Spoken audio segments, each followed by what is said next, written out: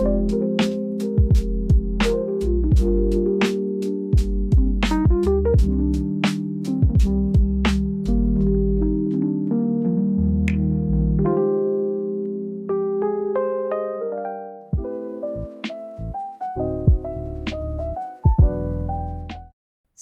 I did my first painting at 13. I was in a small private school in Winter Haven, and we actually we did two paintings first in acrylic, and then they would switch you to oil.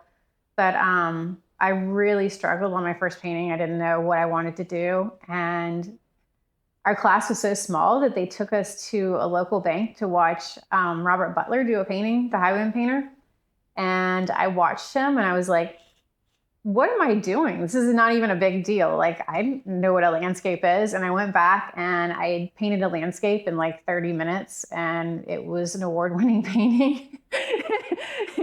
And so I was like, I can paint. This is no big deal. So that's how I sort of started out, and I continued on through high school. And where I went to school, we were allowed to have our own little painting studio. And so I was doing oil paintings in high school.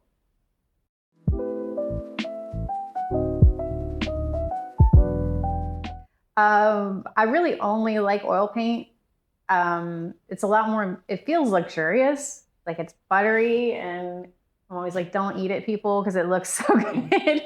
But it just has a better viscosity, and like the way it catches light, it's really the most versatile medium, I think. And I know how it's going to perform. Some of the other, like acrylic and watercolor, especially acrylic, is really a newer medium, and I don't know what we know about the long term, like how long it's going to last and hold up and stuff, and I'm just not comfortable with it. So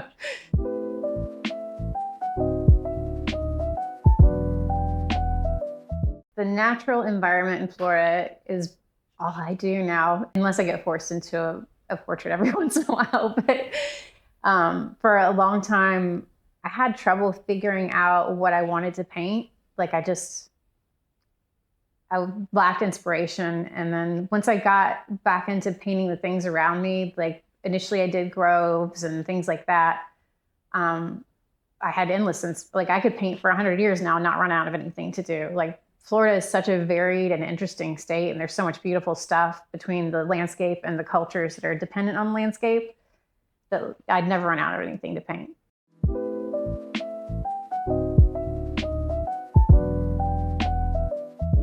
So conservation and painting. I think a little bit of paintings as ways to, I guess, share natural Florida with people. I think a lot of people are now living in developments or cities, and they're even just growing up in Lake Wales, I might have gone out to somebody's ranch during the weekend and fish or whatever, but I didn't even see cypress trees. Like they were only about 10 minutes away, but like you're a town person and you stay in your little area and you're maybe not that aware of what's right next door. So I think of it as a way to do sort of storytelling for nature.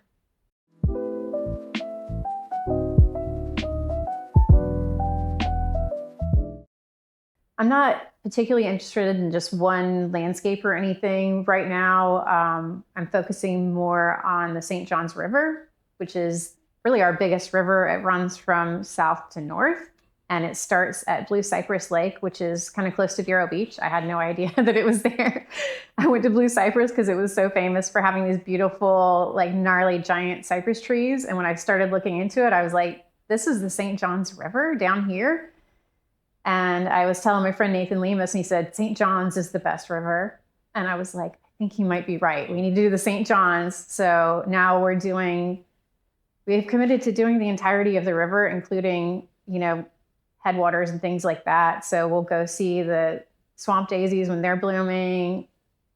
There's just different parts of their historical components to the river. It goes all the way back to Silver Springs through the Ocklawaha when it was connected. So it's a long track. It will keep us busy forever.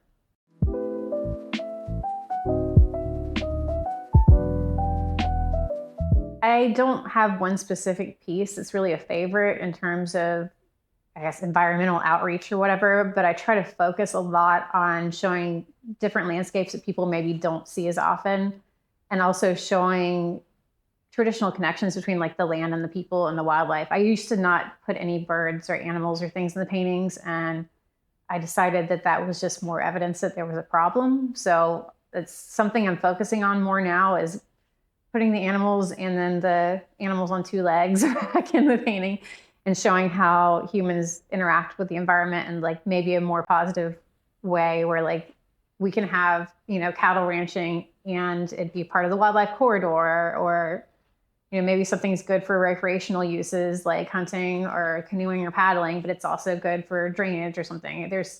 So I like to show those kind of things a little bit more, and it's something I've been thinking about lately.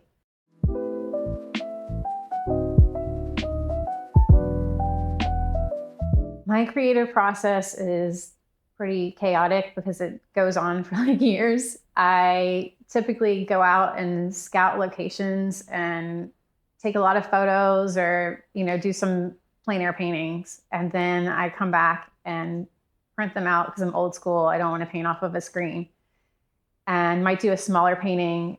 And then I lay out a whole bunch of giant paintings that I will never get to and do sort of an underpainting. And then as I have time, I fill in and finish those ones that were the ones that I was trying to work on for myself, but really it's for showing or selling later.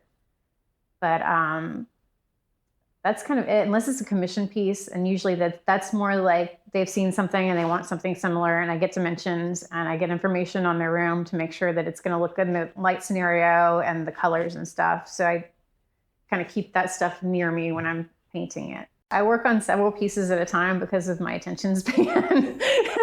I like being able to, like, if I get frustrated with one thing or I get tired of it, to switch to another and be able to kind of like have a distraction for a minute and give my brain a break. So there are probably 30 paintings in here rotating around the room at all times. And this might be little ones that just need a touch up, or it might be something that's huge that's been sitting here for 3 years.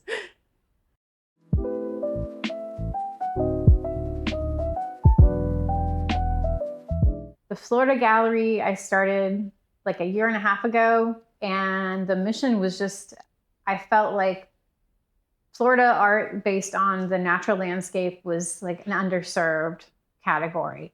It's what I make, so I'm very familiar with how undermarketed it is and how underrepresented it is in the gallery and in the collecting world.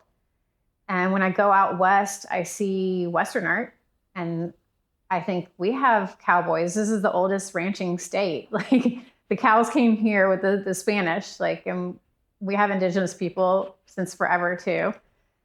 Why is this such a big thing out west, and why are they so proud of their landscape and their traditional cultures? And here we are, and we were really the last like wild place, and no one really appreciates it, and there's no buy-in. So I put together a group of 10 people that I knew were active in the conservation world as well, and their artwork was sort of focused in that way. And I thought maybe we could market better together instead of us all throwing things at the wall, and then it's too much effort alone. So we put everybody together, and I mean, within the first couple of months, I had reels that were like millions of views and stuff. It was crazy. So I incorporate art history too, Florida art history, because I don't know anything about it. Even though we do actually have quite a few really, really good painters, no one knows anything about them. So it's sort of like there's a lot of efforts at once. It's like marketing contemporary Florida artists that are land-based, like building state pride and like the landscape. And then also there's a historic education component, both for art and just history in general.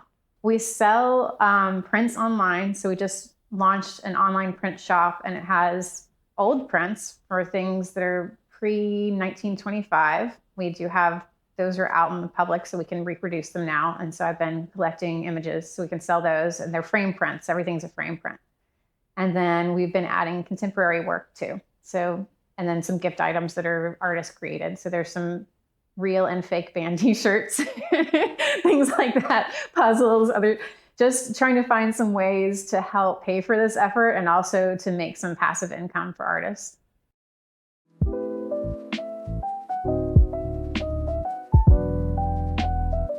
So my dad grew up in Lake Wales. They moved up here from Hollywood after all of the horrible storms in the late 20s and early 30s. And so he grew up and had his business down here.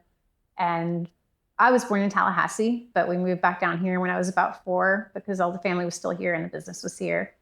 But it was a great place to grow up. It was still really small then. And it's funny because we're like, well, everyone knew everyone. Well, that still is here. Just we have some extras now to get used to. And I was really lucky because I lived on Circle Drive, which is about 2 blocks from the art center. And so I got to go there and do summer art classes and stuff like that and exhibit there as a kid. And I think it was Lake Wales was and is still a very involved in like artsy community. You have a lot of people that play music, a lot of people that do all kinds of painting or sculpture and Bach Tower. Like it's a very creative community if you look just a little bit. You don't have to look hard.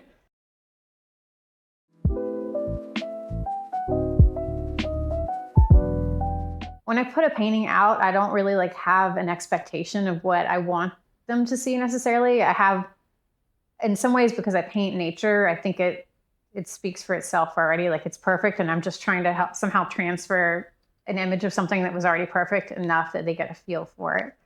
But I don't ever really know what the reaction is going to be. Some people are like, "Oh, it just made me so happy," or they'll say, "I know that place," or like I'm just happy if they're happy. They don't have to have some kind of epiphany. Just being happy is enough.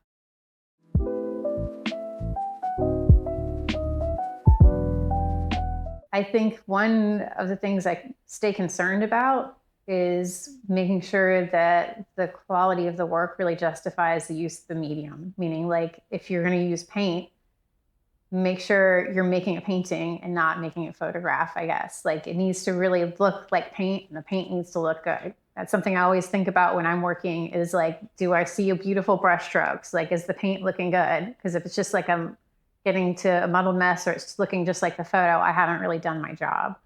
I'm trying to elevate it by turning it into a painting. Otherwise, it might have just been an awesome photo and I could have left it alone. Like, so that's one of the things I think about, because there's the temptation with so much photography to just copy. And your job as an artist is to add to it and make it worth making it out of paint or clay or whatever it is you used. But in terms of making it meaningful, you have to be interested in something. And I think that means, for me, it's going outside. If I start to get kind of bogged down, there's so much beautiful stuff out here. I go outside and I have 10 million things I could work on. So I think if you love something, you'll have plenty to do. You should be able to look at a work when you first come into the room and see it clearly, first off, without having to get too close, and then like already feel or know something and like have some appeal before you have to go read the gallery card. I think that some of it needs to be automatic.